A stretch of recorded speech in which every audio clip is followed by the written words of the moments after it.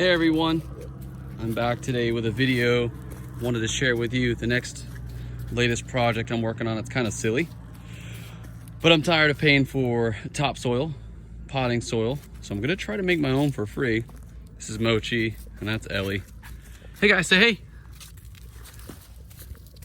They are my assistants today. So what you need for this project, we'll see if it works. I took my old composter that I had, just a spinner compost bin. You can get them off Amazon. I don't know how much they cost, but we compost too much, so we don't need it. I just throw my compost in a giant area or a bin right now. It does not fit in here. We have too much. So what I did was I took some cobalt drill bits. These screws are in there pretty tight, and I had to rip panels off of this to make openings, but you want to keep the panels that open and close the bin. You want to keep those, keep that there, don't take that off. But what I did was just rip off the paneling on the side. You see they're laying there.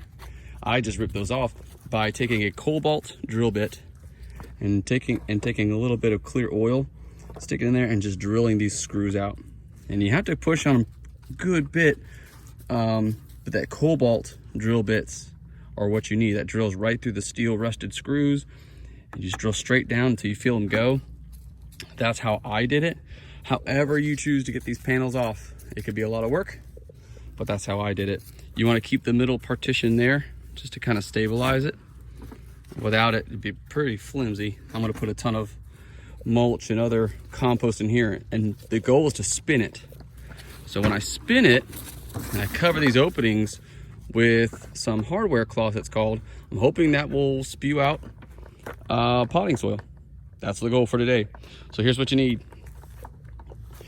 You need a good stable gun, possibly. That will attach your hardware cloth to the composter.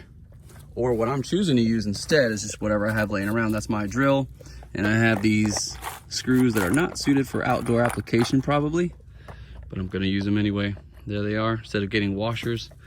And then of course you need 1/4 inch, again, 1/4 inch hardware cloth. It looks like this. Just be careful. It's like me, just kind of tough and rough around the edges. It's kind of sharp when handling it. So what I'm gonna do is, it's in a roll. I'm just gonna roll it out to measurement. Just do a swath there, and attach it. And do that to all the openings. Just put that screening, that hardware cloth, over these openings. And when we spin it, hopefully topsoil or potting soil will come out.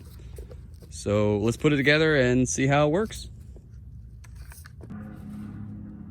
All right, we're part of the way through, and as you can see, I'm almost done. I got the roll hanging down there of the hardware cloth. What I found easiest, I don't have a lot of time right now, home with a sick child, so trying to hurry. What I found easiest is to buy a roll that's only about 16 inches width if you're going to use a spinner compost bin to make your topsoil spinner, whatever you want to call it. You see I'm getting cut up. This stuff is sharp, so wear gloves and eye protection. Don't be like me. So anyway, so to make things quicker, what I did was end up using my staple gun. You got to push it hard against the plastic and pound that staple into there. Place it, kind of line it up and just staple it. Roll some of the fabric, roll some of the hardware cloth out, staple again. And now I know exactly where to make my cuts. So I'm using a pair of tin snips right there. Add that to your tools. If you don't have one, get one. And what I'm gonna do is just gonna cut along here and then cut that off and actually use a combination of screws and staples, because I do not want this thing backing out. So just a little hint or helpful tip there. And we are done. I used a combination of staples and screws. You can kind of see where I put the gold screws. They're cabinet screws, but oh well. But it is done.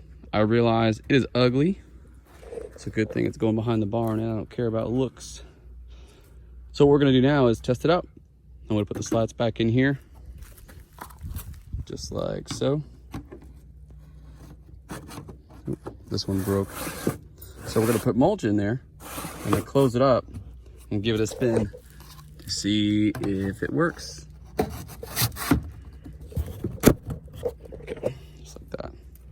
just so you can kind of see the finished product. And for the overlap, I didn't have pieces quite wide enough, and so I used a couple zip ties to kind of suture it up there. Let's see if she works. Okay, we finally got the lids back on. I took some mulch.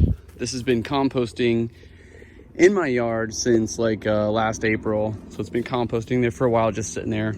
It's from a stump grinder who came and dropped a load after a job. So it's mostly oak, which is great. You're not getting the power line cutter chip drop, which is fine, but you gotta let it bake in the sun or compost break down for a longer period of time. I would, but this is composted mulch. I put about 3 to 4 shovelfuls in here on each side of the partition there. Let's try it out and see what happens. So we're gonna see, hopefully on the ground cover, some dirt come out that I can use for potting up plants and seedlings so I don't have to buy anymore. Let's see what happens.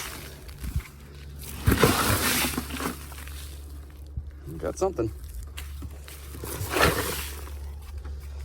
Spin it.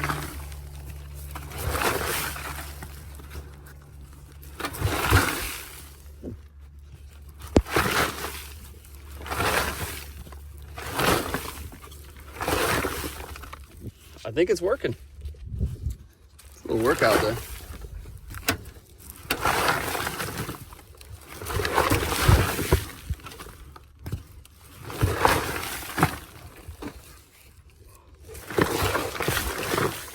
Wow, you could just shake it. See out there. Look at this. Watch out, Ellie. It's moist. Nice and crumbly there. See better. And that is it. So depending on what you're using it for, make sure you add amendments accordingly. Mangoes and avocados are mostly what I deal in, so I'm gonna add some good paver sand to this, or just white sand for faster drainage. But other than that, we should be good. All right, guys, it worked. I just need to sweep this up. If anyone wants to help, let me know. Talk to you soon, guys. Thanks for watching.